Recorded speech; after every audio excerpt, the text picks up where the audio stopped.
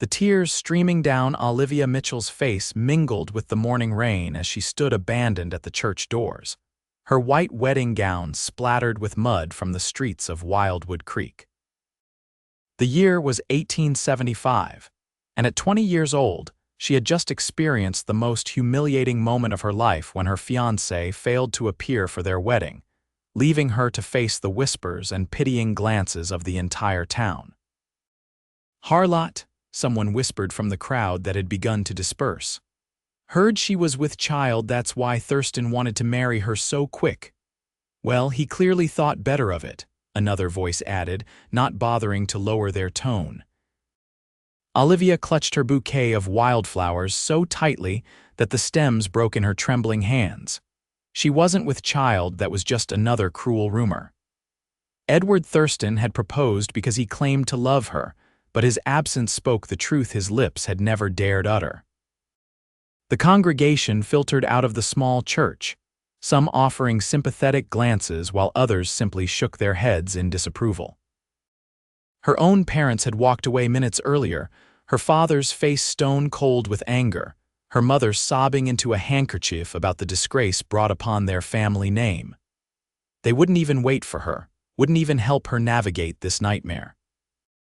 As the last of the wedding guests disappeared down the muddy street, Olivia found herself utterly alone.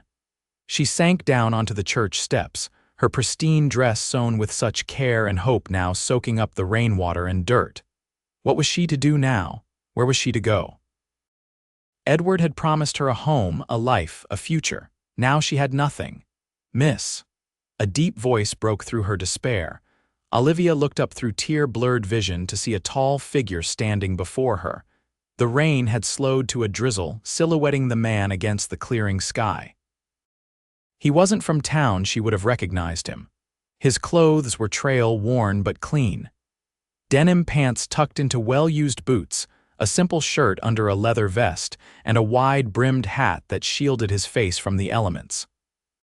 "A cowboy," she thought, noting the lasso attached to his saddle and the distinctive spurs on his boots. "Are you all right, madam?" he asked, though the answer was painfully obvious. Olivia tried to speak, but her voice caught in her throat. She simply shook her head, fresh tears spilling down her cheeks.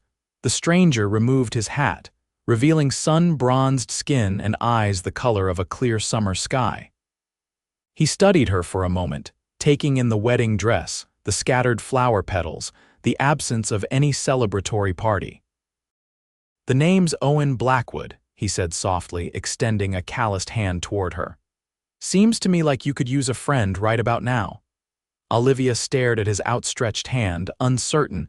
Owen's expression remained gentle, understanding. "I don't mean to intrude on your grief, miss. But no one should be left alone like this." She swallowed hard, finding her voice at last. "I've been jilted," she whispered. "Left at the altar. Everyone saw."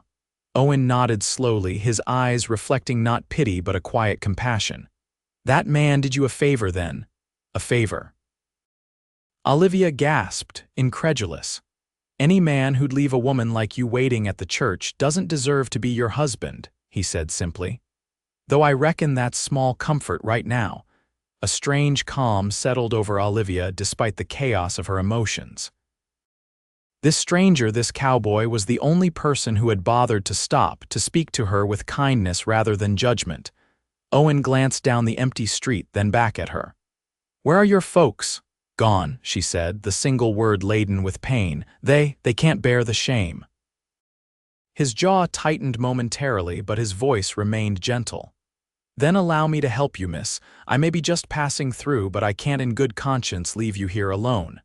He extended his hand once more. "Walk with me." Those three simple words, offered without expectation, without judgment, broke through the final barrier of Olivia's composure. She placed her trembling hand in his much larger one, feeling the strength and warmth of his grip as he helped her to her feet. "Where will we go?" she asked, suddenly aware of how improper this must appear, a jilted bride walking away with a stranger. Owen seemed to read her thoughts. "Just to someplace dry where you can collect yourself. The hotel has a decent restaurant. We can sit, have some coffee, and figure out what's next." No expectations, no obligations, just one human being helping another. Olivia looked back at the church where her dreams had died, then down at her ruined dress. I can't go anywhere like this. Everyone will stare. Without hesitation, Owen removed his long duster coat and draped it gently around her shoulders. The warmth of the garment enveloped her, carrying the scent of leather, horses, and open plains. There, he said with a small smile. Now you're just a lady who got caught in the rain. Nothing more to see.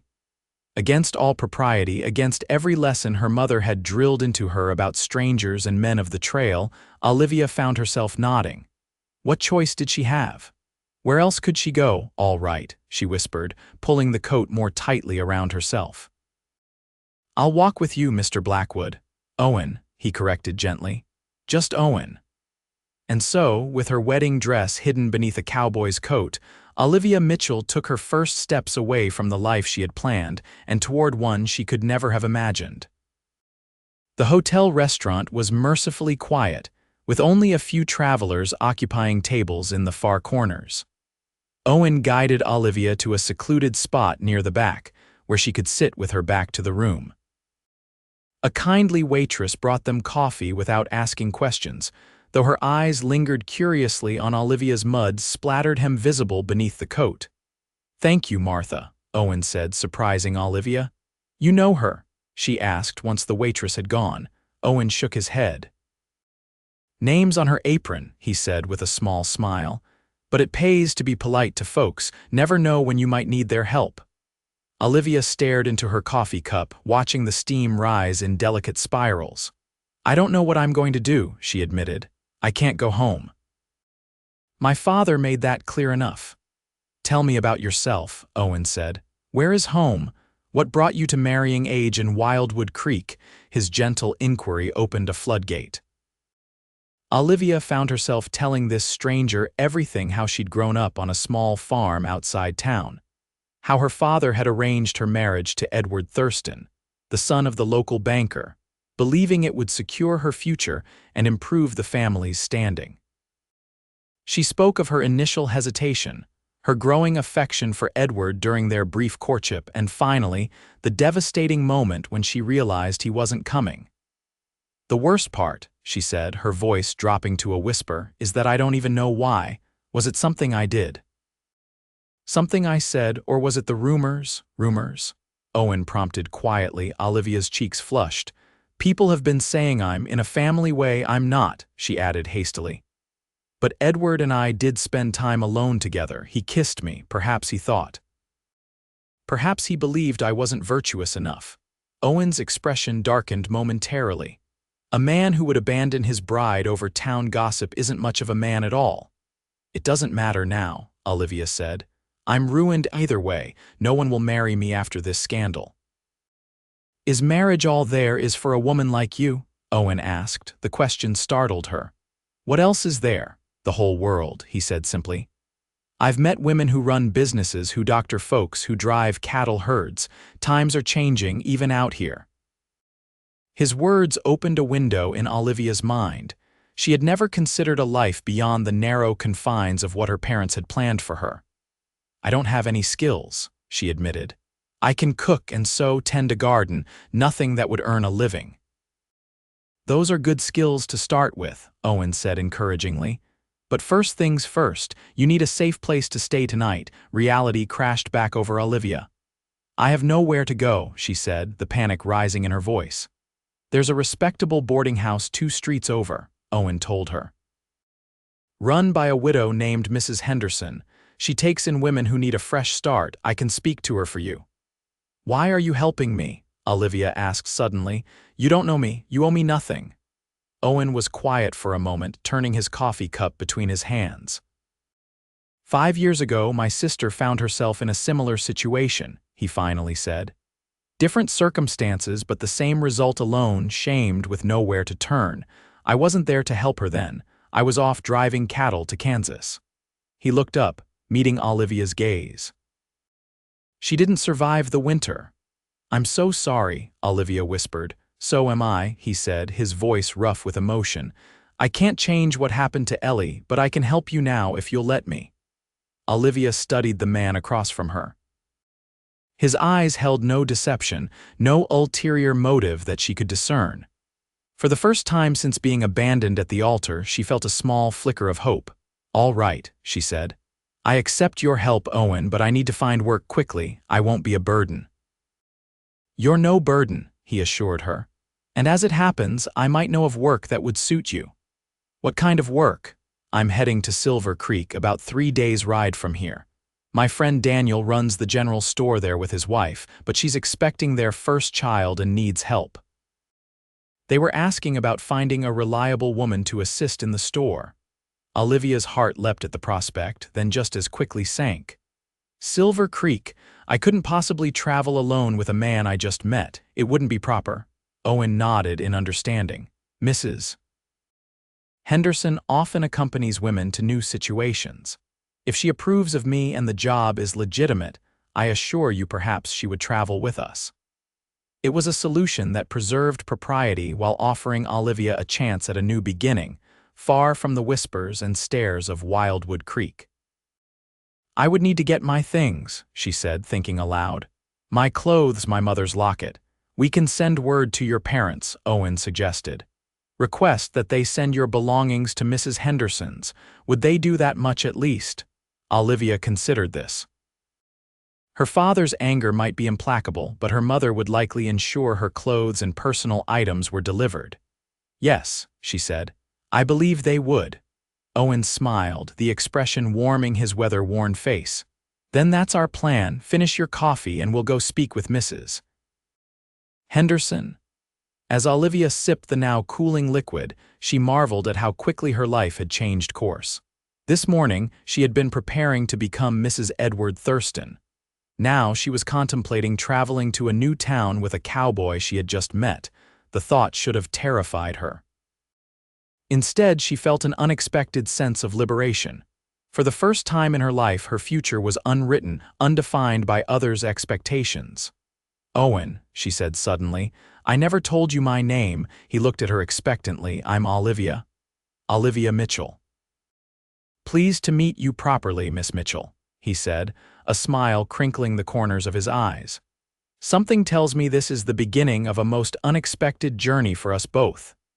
Mrs. Henderson's boarding house stood on a quiet street lined with cottonwood trees. The 2-story white clapboard building, with its neat picket fence and well-tended flower beds, exuded respectability. Owen knocked on the front door, standing a proper distance from Olivia as they waited. The woman who answered was in her 50s, with silver-streaked brown hair pulled into a tidy bun and intelligent eyes that missed nothing. She took in Olivia's unusual attire, the wedding dress mostly hidden under Owen's coat and the cowboy's respectful stance. "Mrs. Henderson," Owen said, removing his hat. "My name is Owen Blackwood. I believe we have a mutual acquaintance in Sheriff Taylor from Silver Creek." At the mention of the sheriff, Mrs. Henderson's expression softened slightly. "Yes, I know Robert Taylor, good man." "He is indeed," Owen agreed. "Mrs. Henderson, this young lady is Miss Olivia Mitchell.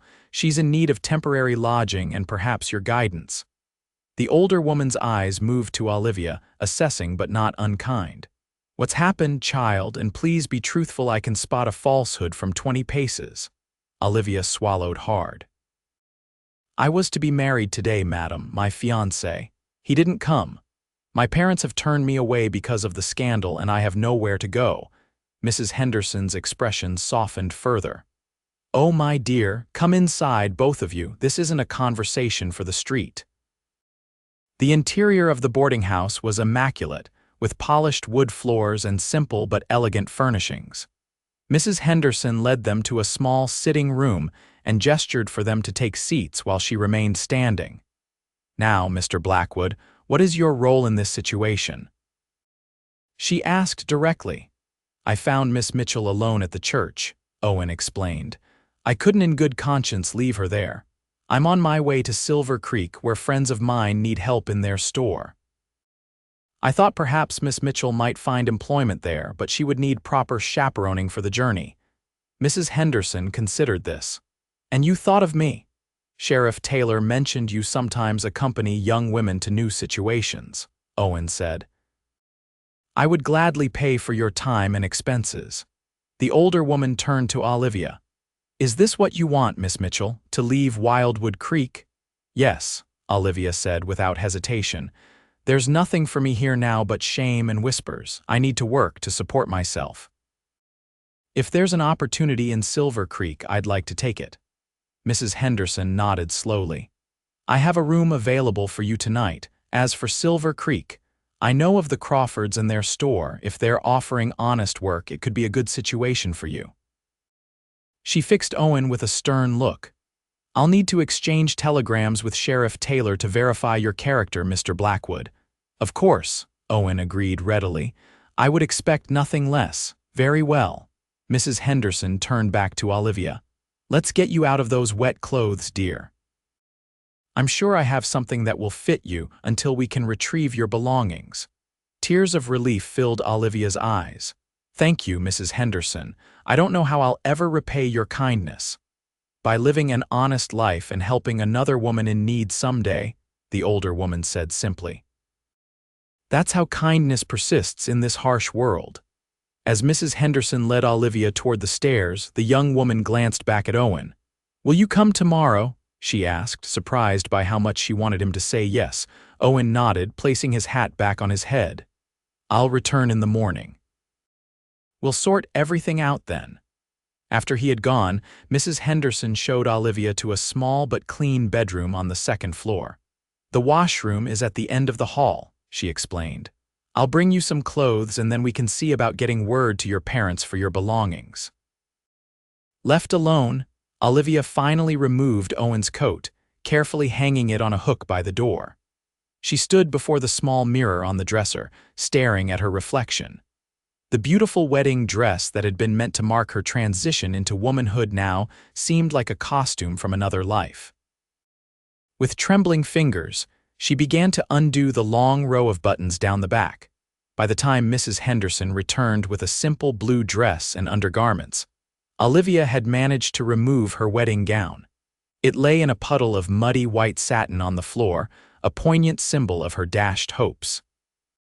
Leave it, Mrs. Henderson said gently when Olivia bent to pick it up. Some things are best left behind. After washing and changing into the borrowed clothes, Olivia felt more herself again. The blue dress was plain but clean and fit her reasonably well. Mrs. Henderson had also brought a brush, which Olivia gratefully used to tame her auburn hair. Over a simple dinner of beef stew and fresh bread, Mrs. Henderson received confirmation via telegram that Owen Blackwood was indeed known to Sheriff Taylor and was considered a man of good character. He drives cattle from Texas to the railheads in Kansas, Mrs. Henderson explained. But he also helps the sheriff from time to time. Apparently he has a talent for tracking and has brought in several wanted men. He didn't mention that, Olivia said, surprised. Humble men rarely boast of their accomplishments, Mrs. Henderson observed. Now, about Silver Creek. It's a growing town, much like Wildwood Creek was a decade ago. The Crawford store is well established. If you're willing to work hard and learn quickly, you could do well there. I am willing, Olivia assured her. More than willing. Mrs. Henderson smiled approvingly. Good, I've also sent word to your parents. Your mother responded that she will have your trunk delivered here tomorrow morning. Olivia's throat tightened. Did she say anything else? The older woman's expression softened. Just that she hopes you find happiness, child. It wasn't forgiveness or an invitation to return home, but it was something in acknowledgement, at least, that her mother still cared about her welfare. That night, lying in the narrow bed in Mrs. Henderson's boarding house, Olivia found her thoughts repeatedly turning to Owen Blackwood. He was unlike any man she had ever known, direct yet gentle, respectful but not deferential. There was a quiet strength about him that had made her feel safe even in her darkest moment. But she reminded herself not to romanticize him. He was helping her out of kindness and perhaps to honor his sister's memory. Nothing more. Once she was settled in Silver Creek, he would continue on his way, driving cattle and tracking outlaws. Their paths had crossed briefly, but would soon diverge again.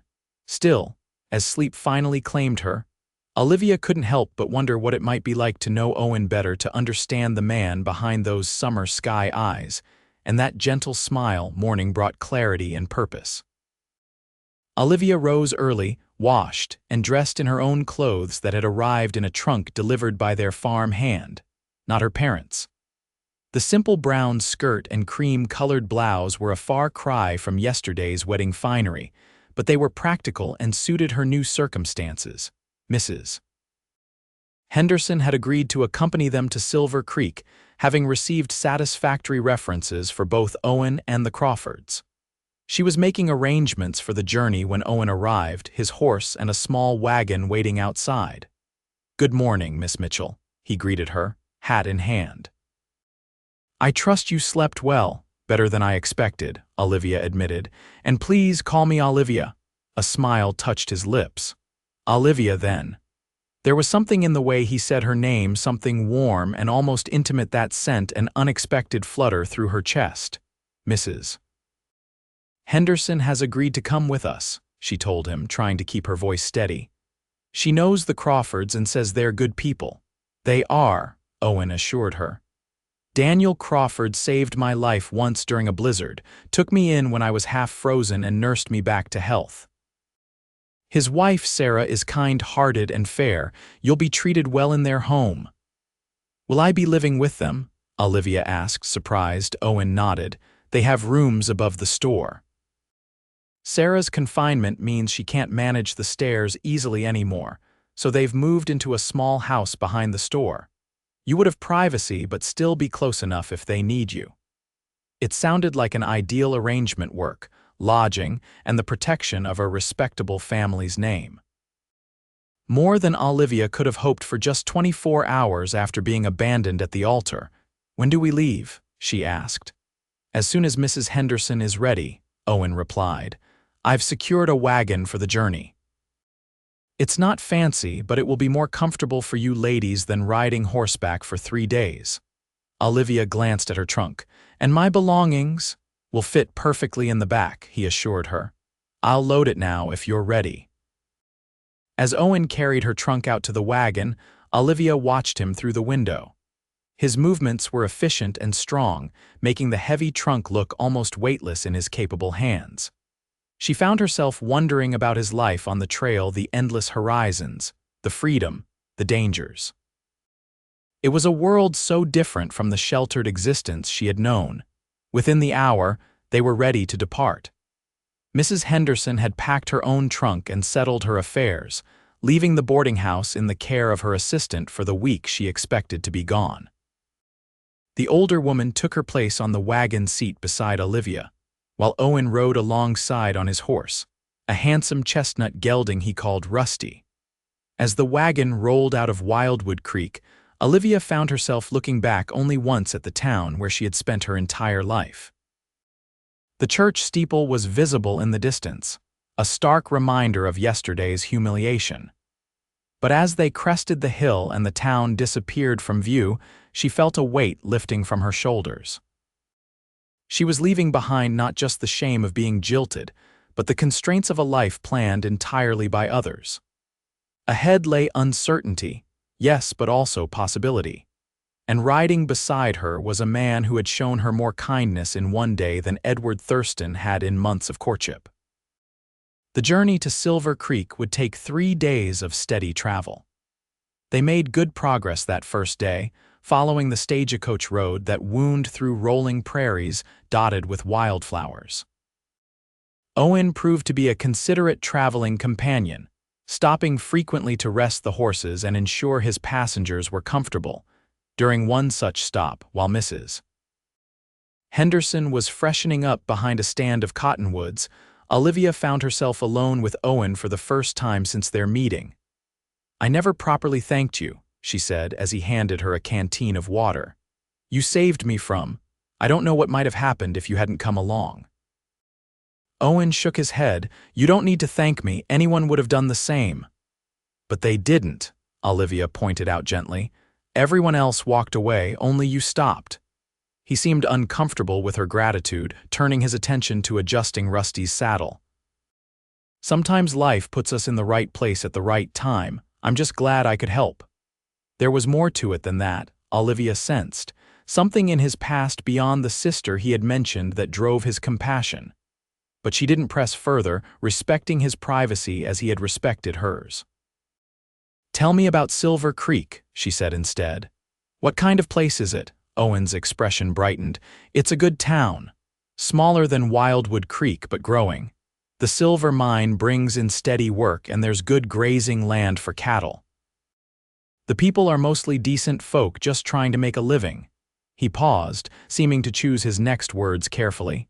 "It's the kind of place where a person can start fresh without too many questions about their past." "That sounds perfect," Olivia admitted. "The store is the heart of the town," Owen continued. "The Crawfords sell everything from sugar to saddles. You'll be busy, especially with Sarah confined to her bed most days now, but the work is honest." "I'm not afraid of hard work," Olivia assured him. "I just hope I don't disappoint them." Owen's gaze met hers, steady and reassuring. "You won't. You're stronger than you realize, Olivia. It takes courage to walk away from everything you've known to face an uncertain future. Many would have crumbled under such circumstances." His words warmed her from within. No one had ever described her as strong or courageous before. In her parents' home, she had always been the obedient daughter, conforming to expectations. Edward had valued her for her gentility and good family name, not for any inner strength. "I don't feel very brave," she admitted. "Mostly I feel adrift."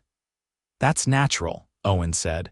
"But the fact that you're here, moving forward instead of retreating, tells me all I need to know about your character." Mrs. Henderson's return prevented further conversation, but Owen's words stayed with Olivia as they resumed their journey. Perhaps he was right. Perhaps there was a strength within her that had never had the opportunity to emerge. If so, she was determined to nurture it, to become the kind of woman who controlled her own destiny rather than having it dictated by others. They made camp that evening in a protected hollow near a small stream. Owen built a fire and prepared a simple but satisfying meal of beans, bacon, and coffee. As darkness fell and the stars emerged in breathtaking profusion overhead, Olivia found herself mesmerized by the vastness of the night sky. "Beautiful, isn't it?" Owen said, noticing her upturned face. "I've never seen so many stars," she confessed. "In town, the buildings and trees obscure much of the sky. Out on the trail, the stars are your constant companions," he told her. "I've spent many nights with just my horse, my bedroll, and that canopy of light above me." "Doesn't it get lonely?" Olivia asked. A shadow crossed Owen's face. "Sometimes, but there's a difference between being alone and being lonely." "I felt more lonely in a crowded saloon than under an open sky." Olivia understood immediately. "Just as I felt more alone standing in that church full of people than I do right now, with just the two of you for company." Their eyes met across the campfire, a moment of perfect understanding passing between them. Olivia felt something shift in her heart, a recognition that this man, this chance encounter, might be more significant than she had initially believed. Mrs. Henderson, who had been quietly observing their interaction, cleared her throat. "Time for sleep, I think. We have another long day ahead of us tomorrow." The older woman's gentle reminder of propriety broke the moment. Olivia nodded, grateful for Mrs. Henderson's presence and the protection it afforded her reputation. However innocent her growing feelings for Owen might be, the world would not see them that way without a chaperone. Owen set up the women's tent, then established his own bedroll at a respectful distance. "I'll keep watch for a while," he assured them. "These parts are generally safe, but it pays to be cautious." As Olivia settled onto her bedroll inside the small tent, she found her thoughts once again dominated by the cowboy whose kindness had changed the course of her life. She had known him for barely a day, yet she felt a connection that defied explanation. Was it merely gratitude? Or was it something more, something that might grow into deeper feelings given time and opportunity? Sleep claimed her eventually, but her dreams were filled with summer sky eyes and a gentle voice saying, "Walk with me." The second day of travel brought them through more varied terrain, rolling hills giving way to scattered woodlands and occasional rocky outcroppings. The beauty of the landscape captivated Olivia, who had rarely ventured beyond Wildwood Creek's immediate surroundings. "I never knew there was so much space," she commented during their midday rest.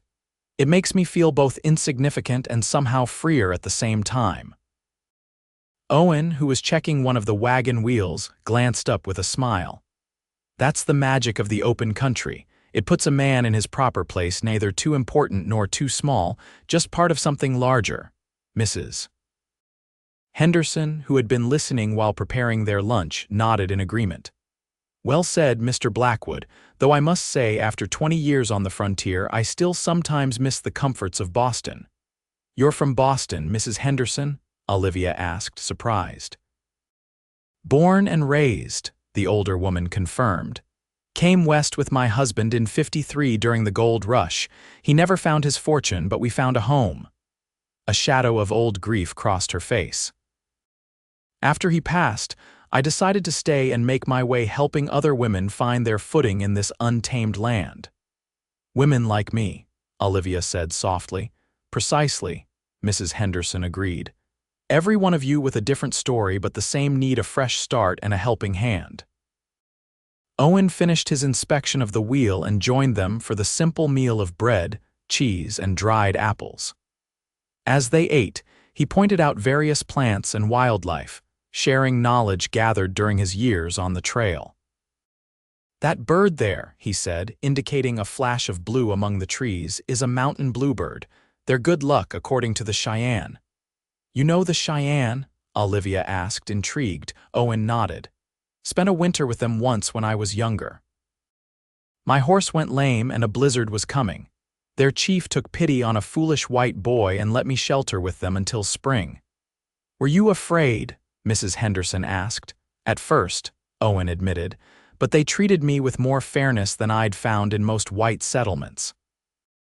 I learned a lot that winter about survival, about respect for the land, about judging people by their actions rather than the color of their skin."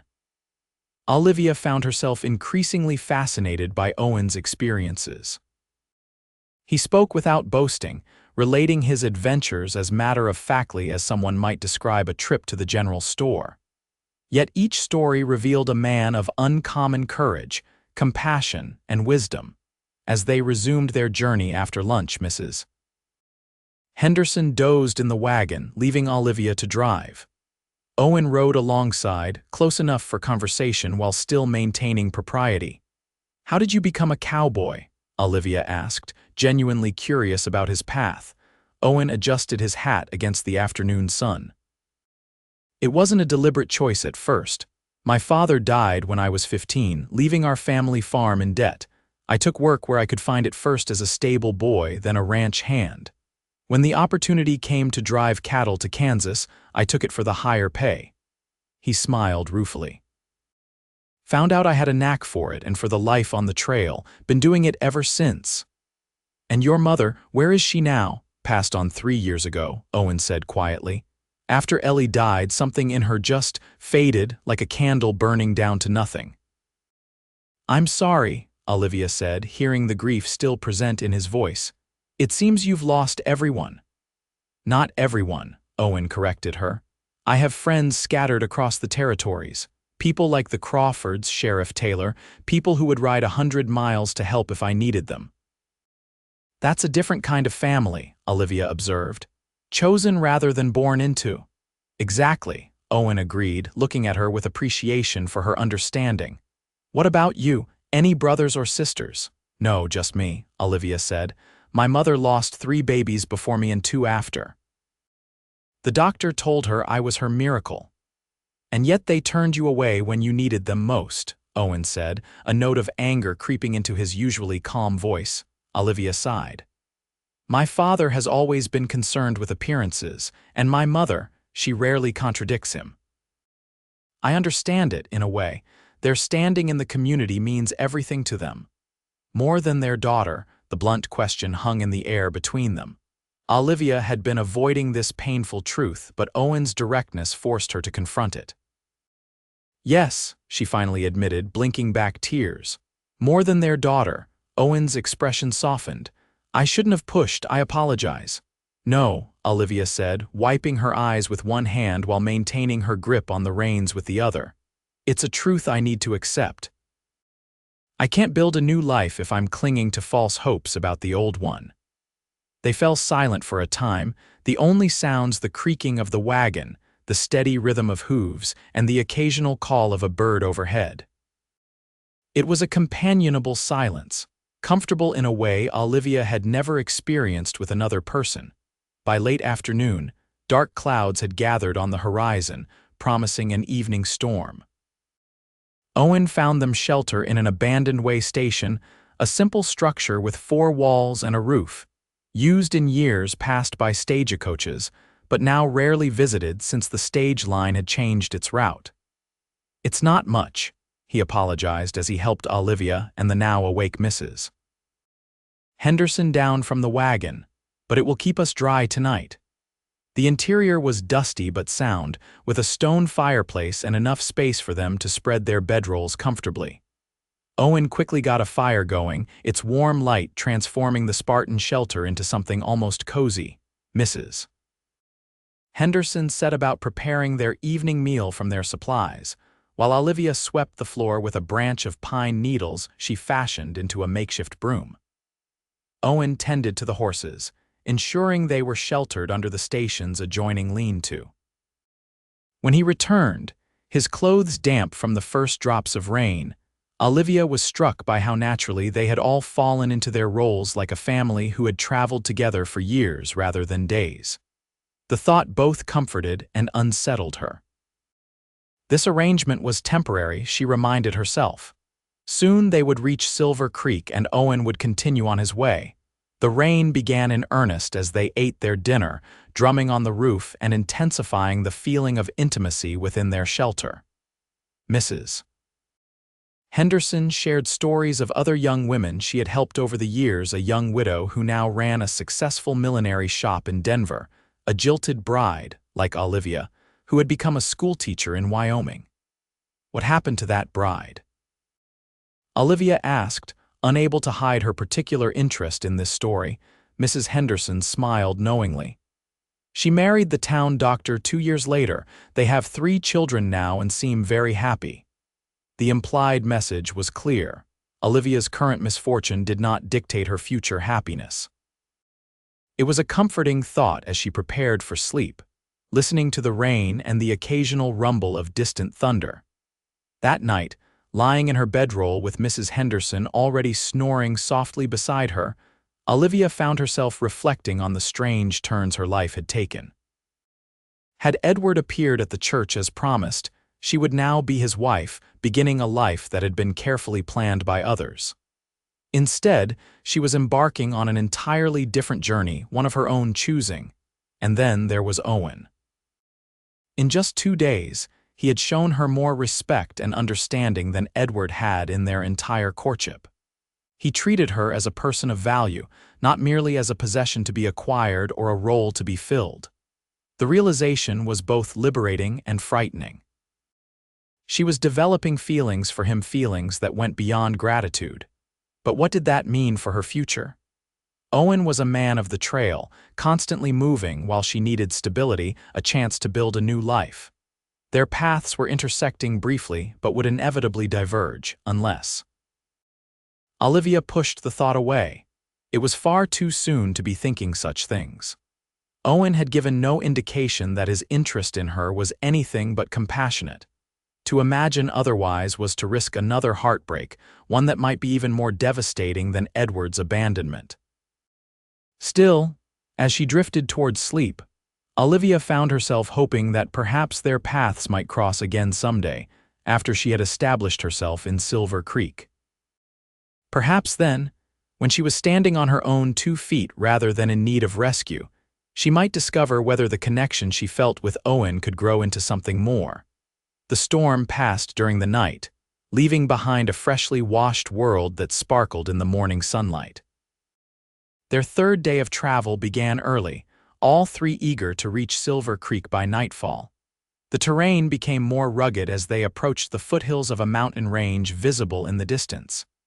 Silver Creek is nestled in those hills, Owen explained, pointing toward the blue-gray mountains. The town grew up around the silver mine, but there's good water and fertile soil in the valley too. It's protected from the worst of the winter storms by the surrounding ridges. It sounds lovely, Olivia said, trying to picture her new home. It has its charms, Owen agreed. And its challenges, like any frontier town, but the people look out for each other, which makes all the difference. As the day progressed, Olivia found herself growing increasingly nervous about what awaited her in Silver Creek. Would the Crawfords like her? Would she be able to manage the store to their satisfaction? Would the townspeople accept her, or would she forever be viewed as an outsider? Owen seemed to sense her anxiety. As they stopped to rest the horses at midday, he approached her with a canteen of water, having second thoughts. He asked gently. Olivia took a sip before answering. Not second thoughts exactly, just wondering if I'm making the right choice. What if I'm not suited to store work? What if the Crawfords find me lacking? They won't, Owen said with certainty. Daniel and Sarah are fair people. They'll give you time to learn the ropes, and if, for some reason, it doesn't work out, there are other opportunities in Silver Creek. The hotel often needs help, and there's talk of starting a proper school next year. His confidence in her prospects was reassuring. You make it sound so simple. Not simple, Owen corrected, but possible. The West is full of people who reinvented themselves, Olivia. Some were running from the law, others from personal tragedy, but many were just seeking a chance to define themselves on their own terms. Like me, she said softly. Like you, he agreed. Though you have nothing to be ashamed of. Being jilted speaks to Edward's character, not yours. They continued their journey through the afternoon, the road gradually ascending as they approached the foothills. The wagon moved more slowly now, the horses straining against the incline. Owen rode ahead occasionally to scout the path, ensuring it remained safe for travel. During one such absence, Mrs. Henderson spoke to Olivia in a low voice. He's a good man, that Mr. Blackwood. Olivia felt heat rise to her cheeks. Yes, he's been very kind. More than kind, I'd say, Mrs. Henderson observed. The way he looks at you when he thinks no one is watching. Well, it reminds me of how my Henry used to look at me. Oh, I'm sure you're mistaken, Olivia protested, though her heart quickened at the suggestion. He's just helping out of compassion because of his sister. Mrs. Henderson made a non-committal sound. Perhaps, but compassion and deeper feelings often grow from the same soil. She patted Olivia's hand. I'm not suggesting anything improper, my dear, just that you might keep your heart open to possibilities. Before Olivia could respond, Owen returned, reporting that the road ahead was clear. The conversation shifted to more practical matters, but Mrs. Henderson's words lingered in Olivia's mind. Could Owen possibly see her as more than someone to help? And if he did, what then? Her life was about to take root in Silver Creek, while his would continue to follow the cattle trails. It seemed an impossible situation. Yet as the afternoon waned and the first buildings of Silver Creek came into view, Olivia found herself wondering if perhaps the impossible might somehow become possible. Silver Creek nestled in a valley surrounded by pine-covered hills, its buildings arranged along a main street that followed the course of the creek for which it was named. In the fading light, Olivia could make out a church steeple, a two-story hotel, several saloons, and various businesses. It was smaller than Wildwood Creek, but seemed vibrant and well-established. There's the store, Owen said, pointing to a large building with a covered porch that stood at the center of town. Crawford's General Merchandise. As they approached, a man emerged from the store tall and broad-shouldered, with a neatly trimmed beard and friendly eyes. He shaded his gaze against the setting sun, then broke into a wide smile of recognition. Owen Blackwood, as I live and breathe, he called, striding toward them. Owen dismounted in one fluid motion, grasping the man's outstretched hand. Daniel, Good to see you, friend. Daniel Crawford's gaze moved to the wagon and its occupants. And you must be Miss Mitchell, he said, his voice warm with welcome. Sarah's been counting the days until your arrival. And Mrs. Henderson, a pleasure to see you again, madam. Mr. Crawford, Mrs. Henderson acknowledged with a nod. I trust your wife is well as can be expected given her condition, Daniel replied. The doctor says another 3 weeks, but Sarah insists it will be sooner. He turned back to Olivia. Please, come inside. You must be exhausted from your journey. Owen helped both women down from the wagon. As Olivia's feet touched the ground, she was acutely aware of his hands at her waist, strong and steady. Their eyes met briefly, and something unspoken passed between them, a recognition of journey's end, of paths about to diverge. The interior of the store was impressive, well-stocked shelves lining the walls, barrels of flour and sugar, glass cases displaying more delicate items, and a pot-bellied stove in the center that provided warmth. A counter ran along the back, behind which various tools and weapons were displayed. Sarah's resting, Daniel explained, but she'll be eager to meet you in the morning, Miss Mitchell. We've prepared rooms for both of you ladies upstairs. Owen, you're welcome to use the spare bed in the back room. Much obliged, Owen said, but first let me bring in the ladies' trunks. While Owen and Daniel attended to the luggage, Mrs. Henderson took the opportunity to explain their arrangement to Olivia. I'll stay for 3 days to help you settle in. That should be enough time to ensure the situation is suitable and to help you learn your duties. Then I'll return to Wildwood Creek by the stagecoach. Olivia nodded, grateful for the older woman's guidance but already feeling a pang at the thought of her departure. Despite their brief acquaintance, Mrs. Henderson had become something of a surrogate mother figure to her. After a simple but satisfying supper prepared by Daniel, they all retired early, the long journey having taken its toll. Olivia's room was small but comfortable, with a narrow bed, a washstand, and a window overlooking the main street. Moonlight spilled through the thin curtains, illuminating her new surroundings. She unpacked a few necessities, changed into her nightgown, and sat on the edge of the bed, trying to process the whirlwind of changes that had brought her here. Just 3 days ago, she had been preparing to become a wife. Now she was in a strange town, about to begin work as a shopkeeper's assistant, and then there was Owen. He would be leaving soon, continuing on his way after fulfilling his promise to see her safely to Silver Creek. The thought brought an unexpected ache to her heart. In just a few days, he had become important to her in ways she couldn't fully articulate. Sleep eluded her for hours as her mind churned with thoughts of the future and of the cowboy sleeping somewhere below her, whose kindness had changed the course of her life. Morning brought the bustle of a town awakening.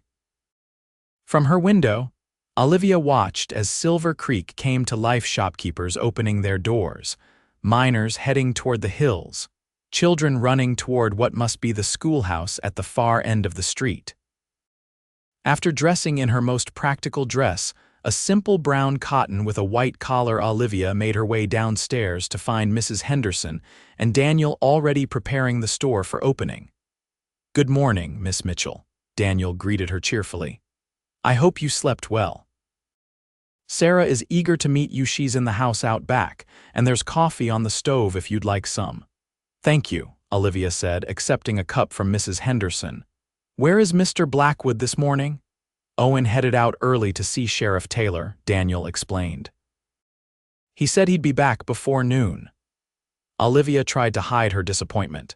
She had hoped to see Owen before beginning her new duties, perhaps to thank him once more for all he had done. Mrs. Henderson seemed to read her thoughts. Come, my dear, let's meet Mrs. Crawford and begin your training. The day will pass quickly enough. Sarah Crawford proved to be a lovely woman in her early 30s, with kind eyes and a ready smile despite her obvious discomfort. Her advanced pregnancy made movement difficult, but her mind was sharp, and her instructions clear as she explained the operation of the store to Olivia. Most of our customers are regulars, Sarah told her. Miners and their families, ranchers from the surrounding area, and townspeople. We extend credit to those we know well, but newcomers must pay in cash or goods for trade. How do you keep track of it all? Olivia asked, somewhat overwhelmed by the complex system of accounts. It's all in the ledger, Sarah explained, showing her a thick book filled with neat columns of figures. Daniel handles most of the bookkeeping, but you should know the basics. The morning passed in a blur of information: prices, suppliers, inventory procedures, and 100 other details that Olivia struggled to absorb. By noon, her head was spinning, but she was also exhilarated by the challenge. This was work that required intelligence and attention to detail, not just the domestic skills she had been raised to value. Sarah seemed pleased with her quick learning. "You'll do just fine," she assured Olivia as they paused for lunch. "It took me months to feel comfortable when Daniel and I first opened the store. You're already ahead of where I was." The bell over the door jingled as they were finishing their meal. Olivia looked up to see Owen entering, accompanied by a tall man wearing a sheriff's badge. "Ladies," Owen greeted them, removing his hat. "May I introduce Sheriff Robert Taylor? Robert, this is Miss Olivia Mitchell, Mrs. Henderson you already know, and Mrs. Sarah Crawford." The sheriff tipped his hat respectfully.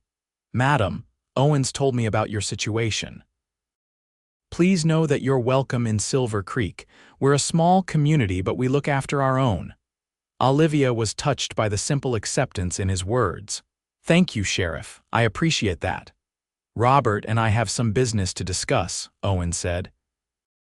"Is there somewhere we can talk privately?" Daniel, who had been organizing stock behind the counter, gestured toward the back room. "Use my office. Sarah, why don't you rest for a while? Miss Mitchell can mind the store with Mrs. Henderson." As the men disappeared into the back room and Sarah reluctantly agreed to lie down, Olivia found herself standing behind the counter for the first time. A customer entered almost immediately, an elderly woman seeking thread and buttons, and Olivia nervously made her first sale under Mrs. Henderson's watchful eye. "Well done," the older woman approved as the customer left. "You have a natural way with people, Olivia, that will serve you well here."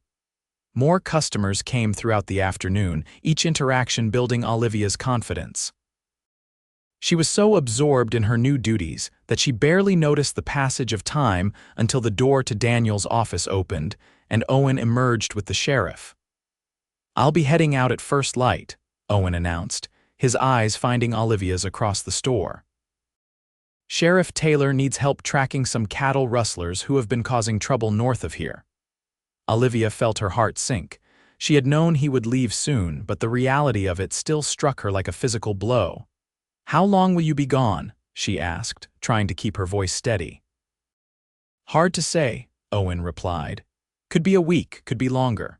Depends on how far they've run and how well they've covered their tracks." Their eyes held for a moment longer than was strictly proper, a silent communication that spoke of things neither was ready to voice aloud. "Mrs. Henderson cleared her throat softly, bringing them back to awareness of their surroundings. "Well, Mr. Blackwood, I hope you'll join us for supper tonight," she said. "A proper meal before you set out on your journey." "I'd be honored," Owen accepted, breaking his gaze from Olivia's with visible effort. The rest of the afternoon passed in a haze for Olivia. She continued to assist customers, restock shelves, and learn the layout of the store, but her thoughts repeatedly returned to Owen's impending departure. How strange that someone who had been a stranger just days ago could now occupy such a significant place in her thoughts. Supper that evening was a pleasant affair, with Daniel and Sarah sharing stories about Silver Creek and its inhabitants.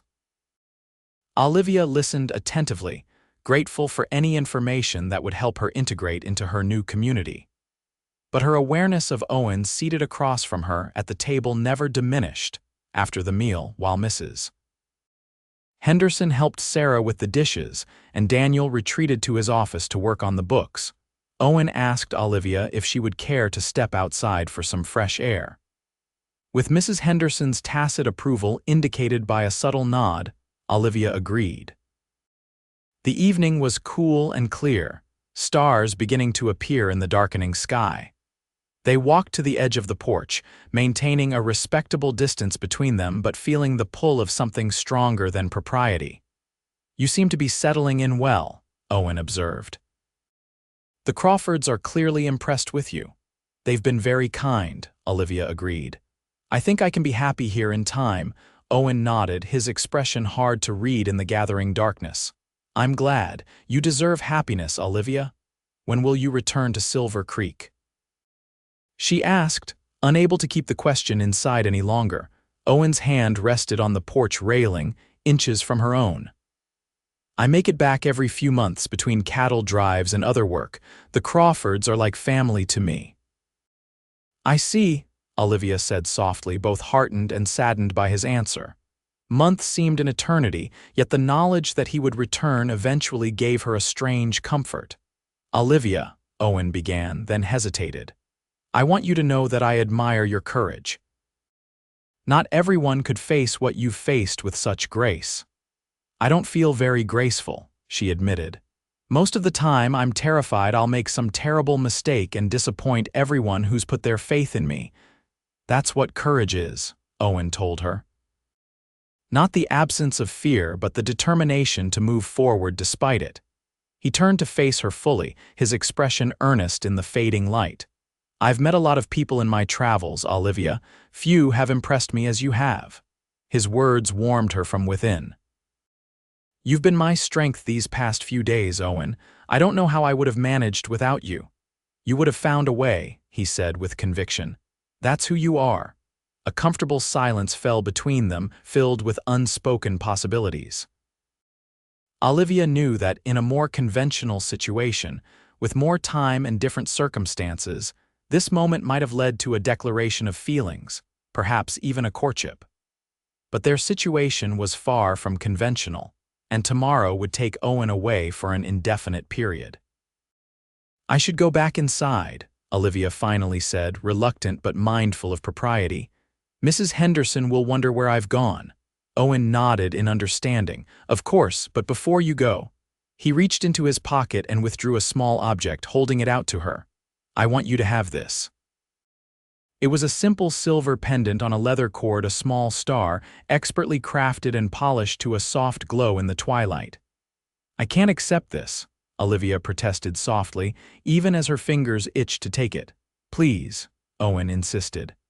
"I've carried it for luck since my first cattle drive. I'd like to think of it watching over you while I'm away."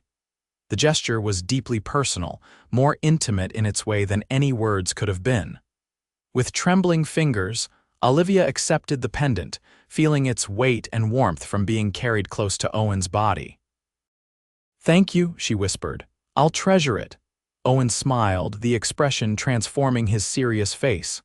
"May I?" he asked, gesturing to the necklace. Olivia nodded, turning so he could place it around her neck. His fingers brushed her skin as he secured the cord, sending a shiver through her that had nothing to do with the evening chill. When she turned back to face him, the pendant resting just below her collarbone, Owen's eyes darkened with an emotion that made her breath catch. "It suits you," he said simply. The moment stretched between them, charged with possibilities neither dared to voice. Finally, Owen stepped back, breaking the spell. "We should return inside," he said, his voice rougher than before. "Early start tomorrow." Olivia nodded, not trusting herself to speak. As they walked back to the door, she was acutely aware of the pendant against her skin, a tangible reminder of the connection that had formed between them in just a few short days. That night, alone in her room, Olivia held the silver star between her fingers, watching it catch the moonlight. It represented something precious and unexpected, the possibility of a future she had never imagined for herself. Not as a banker's wife in Wildwood Creek, but as a woman who had found her own path. And perhaps, someday, as a woman who had found true love as well. Morning arrived all too quickly. Olivia rose before dawn, dressing hastily in the dim light. She wanted to see Owen off, to have one more moment with him before he rode away. When she descended the stairs, she found him already preparing to leave, checking his saddle and supplies while Daniel held a lantern to illuminate the early morning darkness. Owen looked up at her approach, his face softening. "You're up early." "I wanted to say goodbye," Olivia said simply. Daniel, sensing the undercurrents between them, discreetly moved away to check on Owen's horse, giving them a moment of privacy. "It's not goodbye," Owen corrected gently. "Just until we meet again." Olivia nodded, her hand unconsciously rising to touch the silver star at her throat. "Be careful, Owen, those rustlers sound dangerous." "I've faced worse," he assured her, though his expression appreciated her concern. "Take care of yourself while I'm gone. And if you need anything at all, Daniel and Sarah will help you." "I know," Olivia said. "They're good people, like you." Owen's eyes held hers for a long moment. "Olivia, when I return, perhaps we could." "Yes," she said before he could finish, understanding his unspoken question. "I'd like that very much." A smile broke across his face, transforming his features. Without warning, he reached for her hand, lifting it to his lips in a gesture that was both old-fashioned and unexpectedly intimate. "Until then," he said softly, his breath warm against her skin. The sound of approaching footsteps, Mrs. Henderson coming to see Owen off, forced them to step apart. But something had changed between them, a silent understanding that transcended their brief acquaintance. Owen mounted his horse with fluid grace, tipping his hat to the small group that had gathered to wish him well. His eyes found Olivia's one last time, conveying a promise without words. And then he was gone, riding out of Silver Creek as the first rays of dawn broke over the eastern hills. Olivia watched until he disappeared from view, her heart full of emotions she was only beginning to understand. She didn't know when she would see Owen Blackwood again, or what the future might hold for them. But for the first time since being left at the church doors, she felt something that had been absent from her life for too long: hope. The next 3 months passed in a blur of activity for Olivia. Under Sarah's patient guidance, she quickly mastered the operation of the store, learning to anticipate customers' needs and manage inventory with increasing confidence. When Sarah gave birth to a healthy baby boy in mid-October, a full week earlier than the doctor had predicted, Olivia assumed even more responsibility, running the store almost single-handedly, while Daniel divided his time between his business and his growing family. Silver Creek welcomed her with an openness that surprised and touched her. There were a few raised eyebrows and whispered questions about her past, of course, but most people seemed content to judge her by her present conduct rather than bygone events in another town. Mrs. Henderson had departed as planned, but not before ensuring that Olivia was comfortably established in her new life. "Remember what I told you about keeping your heart open," the older woman had whispered as they said their goodbyes. "That cowboy of yours will be back." Olivia had blushed at the reference to her cowboy, but she couldn't deny the truth behind Mrs. Henderson's words. Owen Blackwood had claimed a place in her heart during their brief time together, a place that remained steadfastly his despite his absence. The silver star pendant never left her neck. On quiet evenings, she would often find herself touching it, wondering where Owen was and if he was safe. The sheriff had returned weeks ago, reporting that they had tracked the rustlers into Wyoming territory and recovered most of the stolen cattle. But Owen had continued north, having received word of a cattle drive that needed experienced hands. As autumn deepened toward winter, Olivia found herself watching the road leading into town with increasing frequency. The mountain passes would soon be blocked by snow, making travel difficult if not impossible until spring. If Owen didn't return soon, it might be months before she saw him again. The thought brought an ache to her heart that she tried to hide behind busy days and exhausted nights.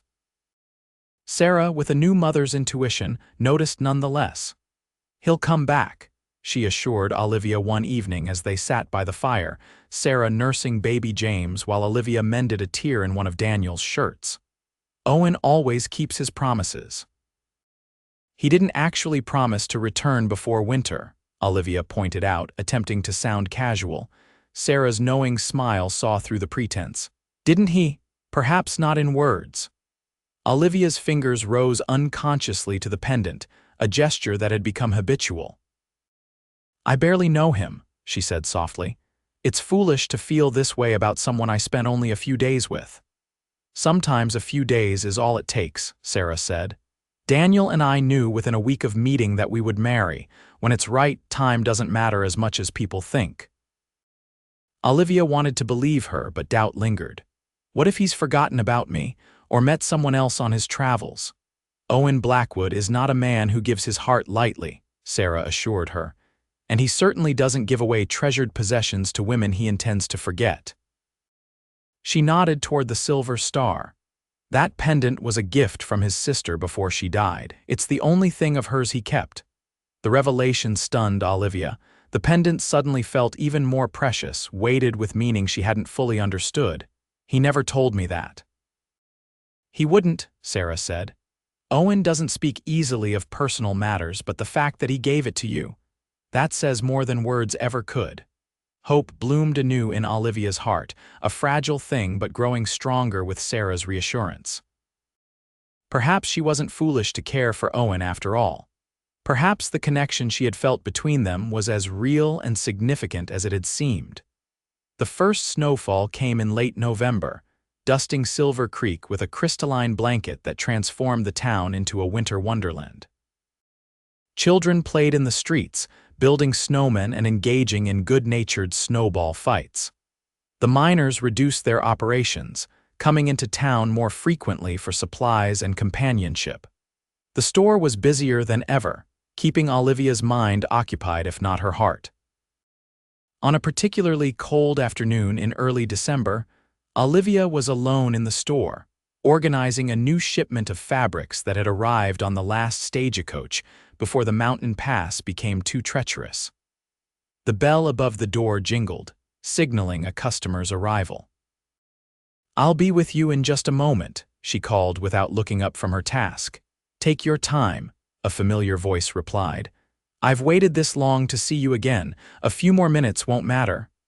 Olivia's heart stopped, then raced as she straightened and turned toward the door. Owen stood there, snow-dusting his coat and hat, his face leaner than she remembered but his eyes just as blue, just as intense as they fixed on her. "Owen," she breathed, scarcely believing he was really there. He removed his hat, a smile spreading across his face. "Hello, Olivia." For a moment, neither moved, separated by the length of the store but connected by something far stronger than physical proximity. Then Olivia was moving, propriety forgotten as she crossed the distance between them. Owen met her halfway, his arms opening to receive her as naturally as if they had done this 100 times before. He smelled of cold air and horses, and something uniquely him, a scent that had haunted her dreams for months. "You came back," she whispered against his coat. "I promised I would," he reminded her, his arms tightening around her. Olivia pulled back slightly, needing to see his face. "The pass is almost closed. Sheriff Taylor said another storm is coming." "I know," Owen said. "I nearly didn't make it through. But I couldn't bear the thought of not seeing you until spring." The admission sent warmth spreading through Olivia's chest. "How long can you stay?" "That depends," Owen said, his expression growing serious. "On you." Confused, Olivia took a step back, suddenly aware of how improper their embrace had been. "On me? I don't understand." Owen reached for her hand, his calloused fingers entwining with hers. "I've done a lot of thinking these past months, Olivia, about my life, about what I want for my future." He paused, his gaze never leaving hers. "About who I want to share that future with." Olivia's breath caught in her throat. "Owen, let me finish," he said gently. "I've been a wanderer most of my adult life, never staying in one place for long, never putting down roots. I told myself it was freedom, but I've come to realize it was more like running from memories, from loss, from the risk of caring too deeply." He reached up with his free hand to touch the silver star at her throat. "When I gave you this, I was giving you a piece of my heart, though I barely understood it myself at the time. In the months since, I've thought of you every day, wondering if you were happy here, if you were safe." His voice deepened with emotion. "If you ever thought of me." "Every day," Olivia whispered, tears filling her eyes. "I've thought of you every single day."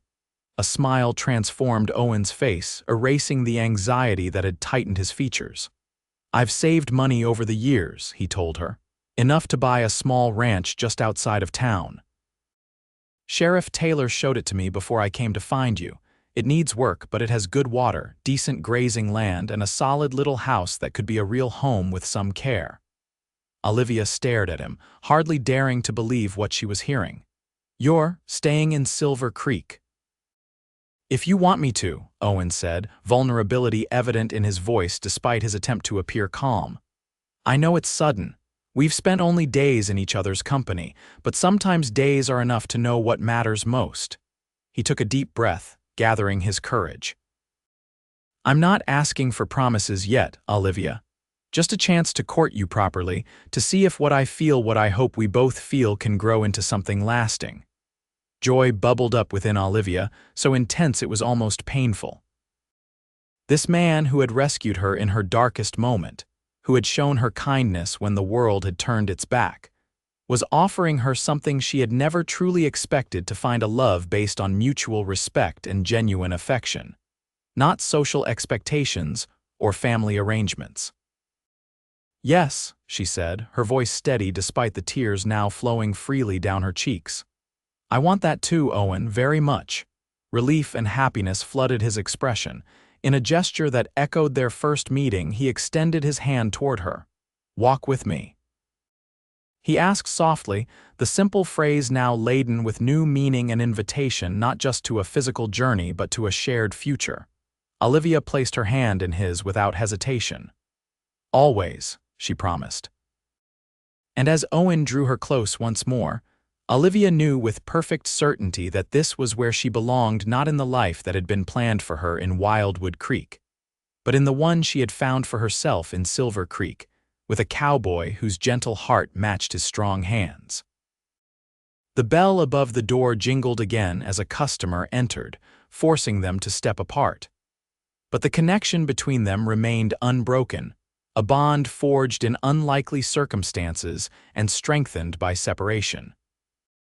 Later, there would be time for Owen to tell her of his adventures, for Olivia to share the details of her new life in Silver Creek. There would be a proper courtship with chaperoned walks and community socials. There would be challenges to face and a future to build together. But in that moment, standing in the warmth of the general store while snow fell softly outside, Olivia and Owen shared a silent promise that the journey that had begun with a simple invitation to walk together would continue for all the days to come. The seasons turned, winter yielding reluctantly to spring, then blossoming into summer. By August of 1876, Owen's small ranch was taking shape: fences mended, barn repaired, house transformed from a basic shelter to a comfortable home. He had purchased a small herd of cattle and several horses, establishing himself as a rancher of modest means but solid prospects. Olivia continued to work at the store, her relationship with the Crawfords deepening into true friendship. Sarah's son James was growing into a sturdy toddler who delighted in Olivia's attention, often reaching for her with chubby hands when she entered the room. Owen courted her with old-fashioned propriety that won the approval of even the most traditional townspeople.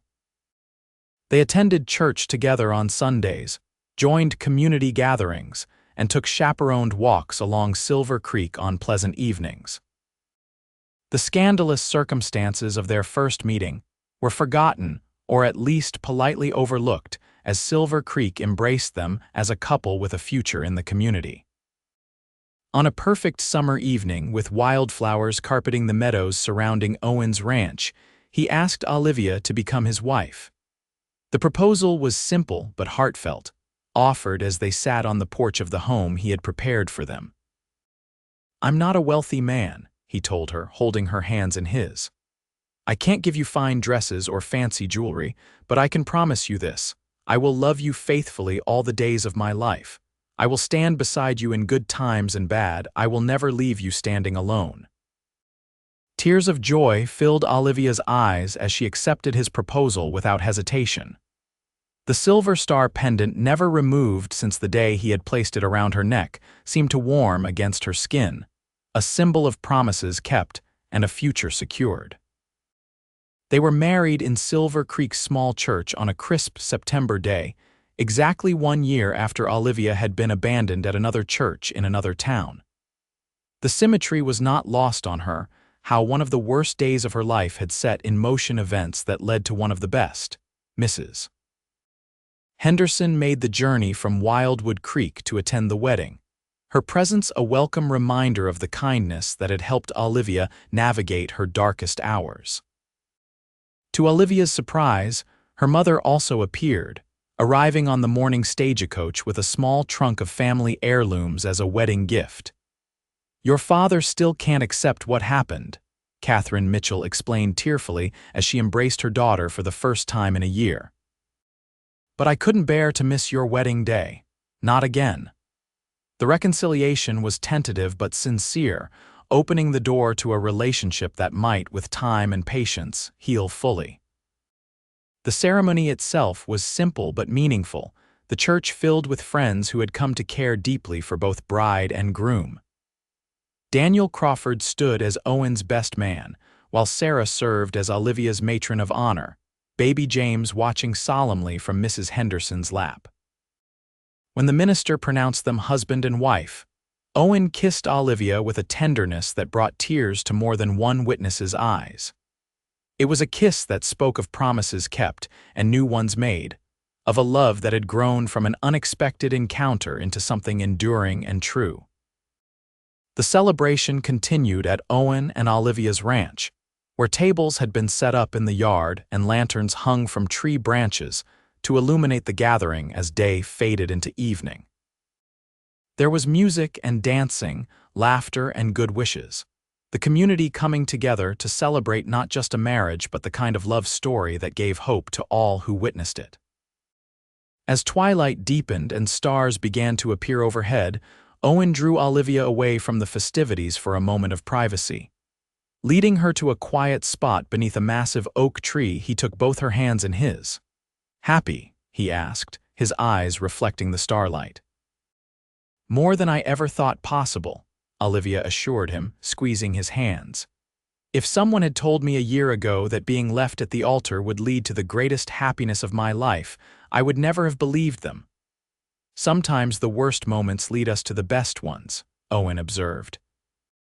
"If Edward had appeared that day, you would be his wife now, living a very different life."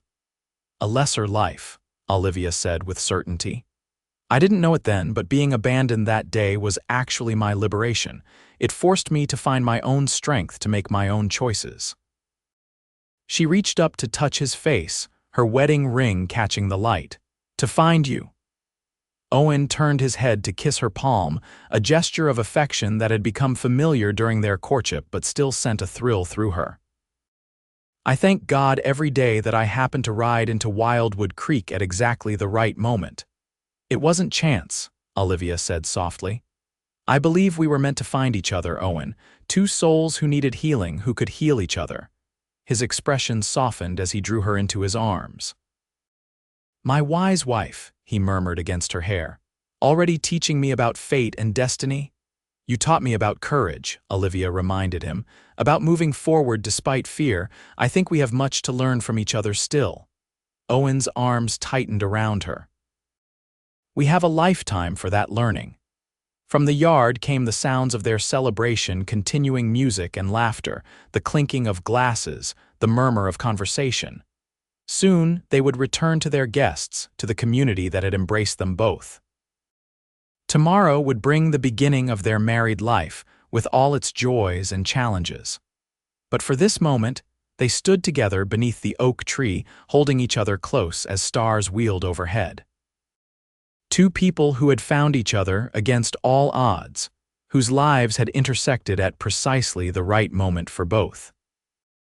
And as Owen bent to kiss his bride once more, Olivia knew with absolute certainty that the words he had spoken to her on that rainy day in Wildwood Creek, "Walk with me," had been not just an invitation but a prophecy. They would walk together through all the days to come, side by side, hand in hand, hearts united. It was, she thought as she returned his kiss, the most beautiful journey imaginable.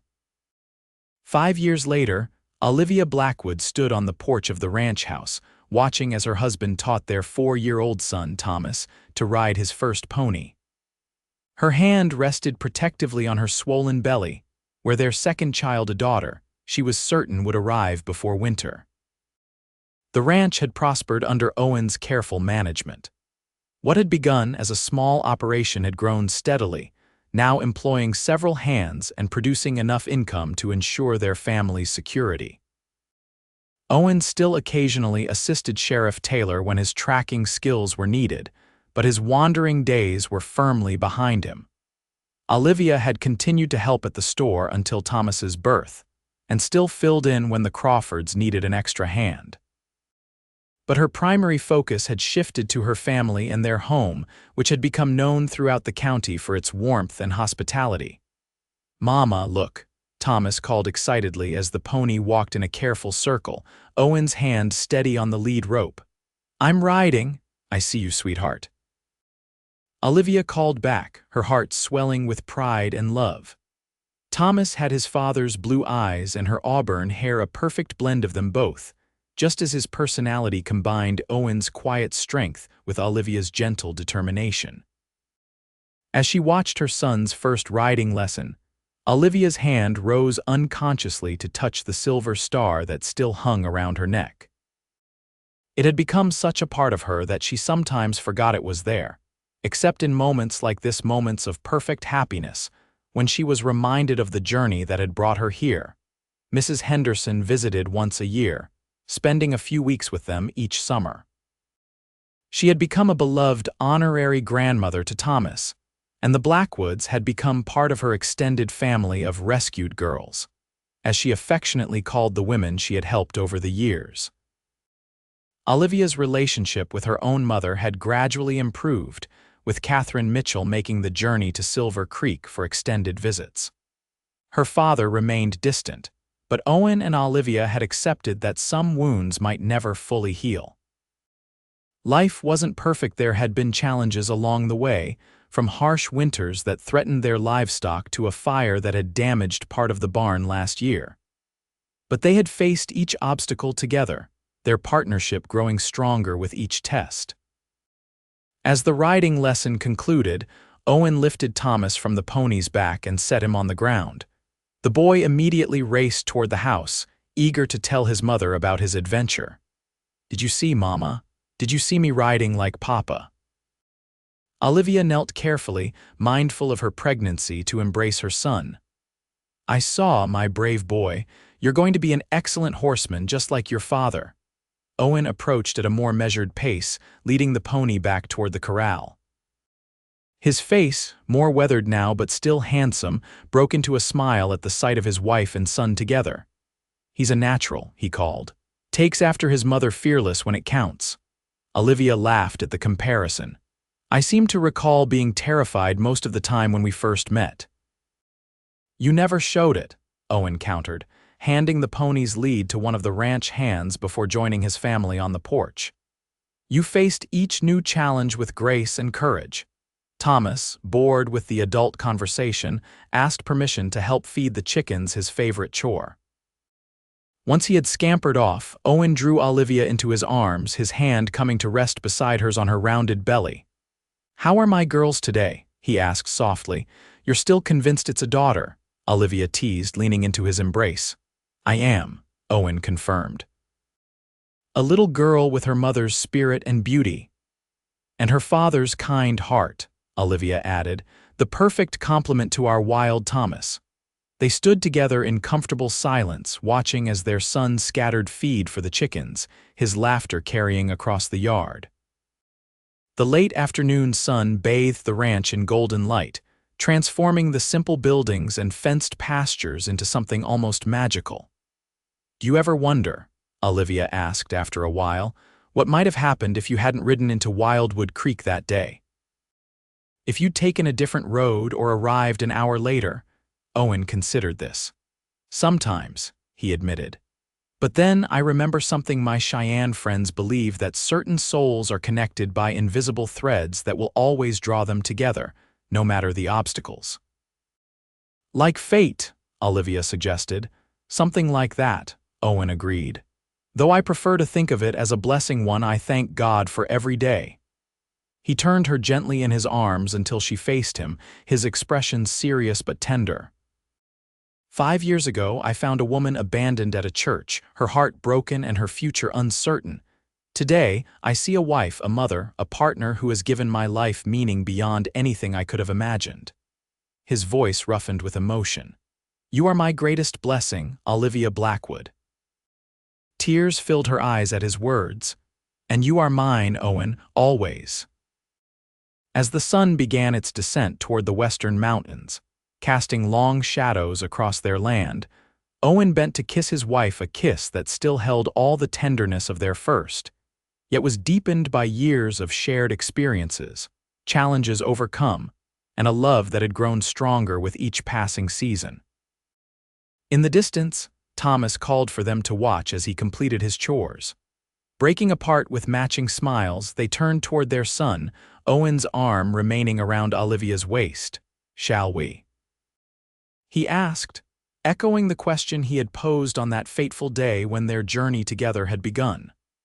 Always, Olivia replied, her hand finding his as they walked together toward their son, their future, and all the blessings yet to come.